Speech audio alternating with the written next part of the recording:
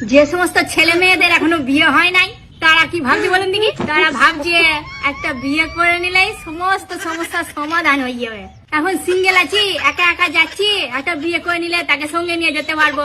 এখন সিঙ্গেল আছি, কারোর সাথে কথা কইতে পারছি না, তখন তার সাথে একটু কথা কইব, ভালোই কাটবে জীবনটা। একটা বিয়ে করে নিলে সব সমস্যার সমাধান হয়ে যাবে।